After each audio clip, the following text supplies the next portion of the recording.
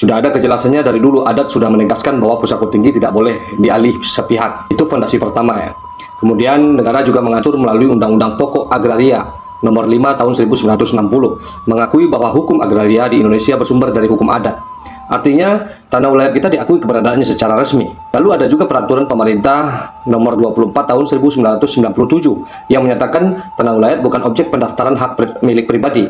Jadi kalau ada sertifikat pribadi yang muncul di atas tanah wilayah, itu jelas cacat secara hukum. Jadi tidak berhenti di situ saja. Mahkamah Konstitusi pun tegas menyatakan melalui putusan nomor 35 PUU strip X 2012 menegaskan bahwa tanah dan hutan adat bukan milik negara, melainkan milik masyarakat hukum adat.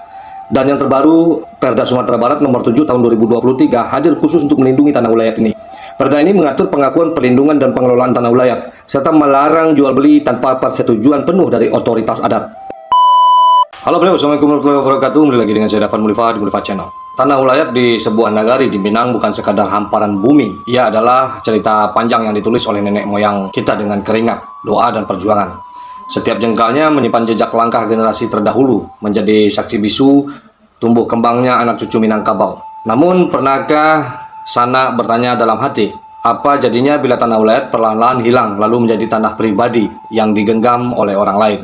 Apa jadinya bila warisan kolektif yang seharusnya dijaga bersama berpindah tangan hanya karena seikat uang? Tanah wilayah adalah pelindung anak nagari, pengikat dan tempat anak nagari kembali pulang. Menjualnya sama saja dengan melepaskan ikatan dari akar yang telah menegakkan kita. Tanah wilayah itu adalah pusako tinggi, warisan leluhur yang tidak akan pernah boleh diperjualbelikan. Ia adalah titipan untuk anak cucu, bukan untuk dilepas, apalagi karena ketamakan kita sendiri. Sejarahnya berawal dari sebuah nagari zaman dulu di Pariangan ya, tempat pertama kali orang Minang mengerti arti birokrasi dan tatanan kehidupan bermasyarakat. Dari sana mereka membuka wilayah baru di sekitar Gunung Merapi, Gunung Singgalang, dan Gunung Sago ya. Wilayah yang kita kenal sebagai Wak Nantigo. Proses membuka lahan ini disebut Manaruko. Mereka menebas hutan, membendung air, membuat sawah, ladang, dan pemukiman. Namun yang luar biasa adalah lahan hasil kerja keras itu tidak pernah dimiliki pribadi.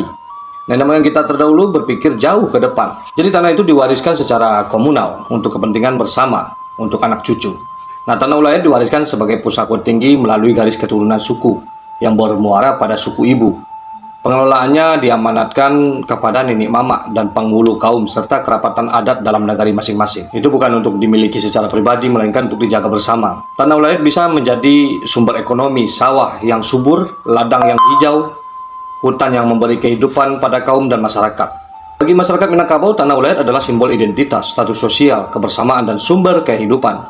Menjaga tanah wilayah berarti menjaga jati diri, menjaga warisan leluhur, dan memastikan keberlangsungan hidup generasi mendatang. Dengan memahami sejarah dan nilai luhur tanah wilayah, kita belajar bahwa kekayaan sejati bukanlah uang atau harta pribadi, melainkan warisan komunal yang memperkuat ikatan sosial dan budaya kita. Jadi mengapa tanah wilayah ini dilarang untuk diperjualbelikan? Alasannya tanah wilayah itu bukanlah sekadar tanah yang dipijak. Ia adalah warisan bersama yang dimiliki bersama untuk anak cucu.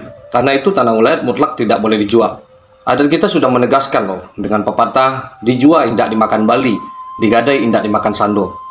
Maknanya jelas, tanah wilayah ini punya nilai spiritual dan sosial yang tidak bisa digantikan oleh uang, oleh apapun, oleh emas sekalipun.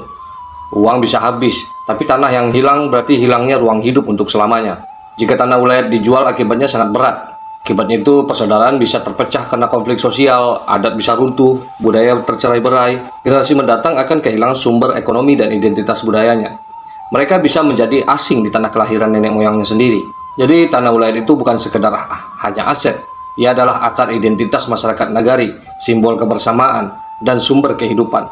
Jadi jika masih ada yang memaksa untuk mencoba menjualnya, pasti ada benteng hukum yang melindungi tanah wilayah sebuah nagari tersebut. Masyarakat nagari jangan pernah merasa lemah kalau ada terjadi praktik seperti ini. Ketentuan tanah wilayah itu tidak berdiri sendiri. Ia dijaga bukan hanya oleh adat, tetapi juga oleh hukum negara. Jadi inilah benteng yang membuatnya menjadi kokoh. Sudah ada kejelasannya dari dulu, adat sudah menegaskan bahwa pusako tinggi tidak boleh dialih sepihak. Itu fondasi pertama ya. Kemudian negara juga mengatur melalui Undang-Undang Pokok Agraria Nomor 5 Tahun 1960 mengakui bahwa hukum agraria di Indonesia bersumber dari hukum adat. Artinya, tanah wilayah kita diakui keberadaannya secara resmi. Lalu ada juga peraturan pemerintah nomor 24 tahun 1997 yang menyatakan tanah wilayah bukan objek pendaftaran hak milik pribadi. Jadi kalau ada sertifikat pribadi yang muncul di atas tanah wilayah, itu jelas cacat secara hukum. Jadi tidak berhenti di situ saja. Mahkamah Konstitusi pun tegas menyatakan melalui putusan nomor 35 garis miring PUU strip X garis miring 2012 menegaskan bahwa tanah dan hutan adat bukan milik negara, melainkan milik masyarakat hukum adat. Dan yang terbaru, Perda Sumatera Barat nomor 7 tahun 2023 hadir khusus untuk melindungi tanah wilayah ini. Perda ini mengatur pengakuan, perlindungan, dan pengelolaan tanah wilayah, serta melarang jual beli tanpa persetujuan penuh dari otoritas adat. Otoritas adat di sini punya kekuatan. Bahkan Mahkamah Agung pernah berkali-kali membatalkan jual beli tanah wilayah sebuah negari seperti dalam kasasi nomor 1826 K garis miring PDT garis miring 2014. Putusan ini menunjukkan bahwa secara hukum positif maupun adat penjualan sepihak tidak sah dan akan berujung pada pembatalan sertifikat serta sanksi sosial yang berat. Jadi semua ini membuktikan bahwa tanah wilayah kita ini dilindungi secara berlapis oleh adat undang-undang, peraturan pemerintahan hingga putusan pengadilan negeri. Jadi menjaga tanah wilayah ini berarti kita menjaga adat, menjaga hukum, dan menjaga masa depan anak cucu kita. Nah, dengan benteng hukum yang kuat, kita tidak perlu gentar. Yang perlu kita lakukan adalah bersatu menjaga warisan leluhur agar tetap kokoh untuk generasi mendatang. Jadi sana, breu semua, coba bayangkan ada sebuah kisah. Seorang warga negari A mengaku tanah wilayah yang berada di negari C adalah miliknya, lantaran negarinya bersebelahan. Ia pun dengan lancang menjual tanah itu kepada warga negari B. Jadi apa yang terjadi? Inilah bentuk nyata pelanggaran adat dan hukum agraria. Jadi pertanyaannya kenapa bisa lolos? Karena mungkin ada pengakuan sepihak dari warga negari A ini mengklaim tanah wilayah sebagai milik pribadinya. Padahal adat tidak pernah mengizinkan itu. Mungkin ada terjadi kolusi antar pihak, ada kemungkinan penghulu dan aparat negari C terlibat, mungkin sebagai saksi ataupun penandatanganan berkas, atau bahkan pejabat pertanahan pun ikut menandatangani atau membiarkan transaksi itu terjadi. Apalagi jika sampai ada oknum aparat setempat ikut membackup. Proses jual beli ini pasti bisa berjalan meski cacat secara hukum. Juga mungkin terjadi lemahnya pengawasan adat. Jika kerapatan adat nagari atau mamak penghulu kaum nagari C tidak segera menegaskan status tanah, pihak luar pastinya bisa memanfaatkan celah ini. Nah, jika masyarakat nagari menghadapi hal seperti ini dan ada ketidakadilan yang terstruktur, inilah langkah-langkah nyata yang mungkin harus masyarakat nagari tempuh bersama. Langkah pertama itu adalah perkuat diri dalam nagari kita. Lakukan musyawarah kaum secara solid. Kumpulkan semua bukti, surat-surat adat, silsilah keturunan, sejarah, pengerjaan lahan, dan kesaksian para ketua kerapatan adat nagari. Jadi kan harus segera mengeluarkan keputusan dan surat resmi yang menegaskan bahwa tanah tersebut adalah tanah wilayah yang sah. Nah, surat dari KAN ini adalah senjata hukum pertama buat nagari yang bersengketa. Jika oknum aparat lokal tidak netral, jangan takut. Naikkan kasus ini ke tingkat yang lebih tinggi. Laporkan oknum yang tidak netral ini ke Propam atau Polri atau Polda. Jika sertifikat telah mereka buat, maka gugat sertifikat tanah yang terbit secara ilegal melalui Pengadilan Tata Usaha Negara atau PTUN. Surati dan laporkan langsung ke Kementerian ATR atau BPN Pusat di Jakarta agar mereka memblokir dan membatalkan pendaftaran tanah tersebut. Laporkan ini sebagai pelanggaran hak masyarakat adat ke Komnas HAM bisa juga. Nah, masyarakat nagari harus kompak, jalin aliansi adat lintas negari. Ingat, jika satu tanah wilayah nagari berhasil dirampas oleh pribadi seseorang, maka tanah wilayah nagari lain tinggal menunggu waktu. Ajak lembaga swadaya masyarakat yang fokus pada hak adat dan lingkungan, seperti AMAN atau Aliansi Masyarakat Adat Nusantara dan WALHI. Nah, buka suara ke media massa, gunakan kekuatan media sosial secara cerdas.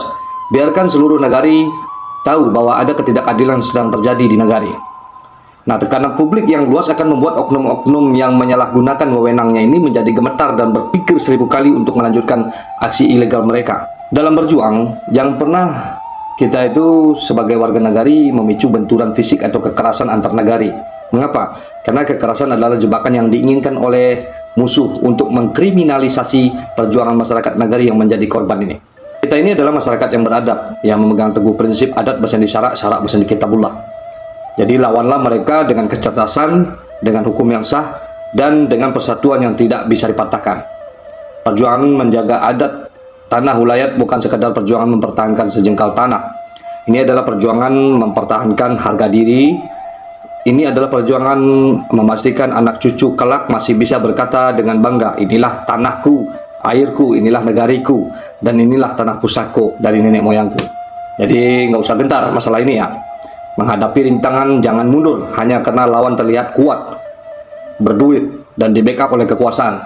Kekuasaan di dunia ini ada batasnya, tetapi kebenaran dan keadilan akan selalu menemukan jalannya. Pegang erat petuah bijak nenek moyang kita bersama. Sacio bayam, sadan ciang babasi. Jaga tanah wilayah kalian, selamatkan masa depan anak kemandakan kalian. Berdirilah dengan tegak karena hukum melindungi, adat menuntun, dan Allah Subhanahu wa taala merestui perjuangan orang-orang yang menegakkan keadilan. Pusako dijago, martabat harus dibela. Walaupun orang-orang dalam ikut serta dalam kegiatan ini. Sekian dari Ambo, majulah Minangkabau, majulah Indonesia. Di Mulifa Channel. Assalamualaikum warahmatullahi wabarakatuh.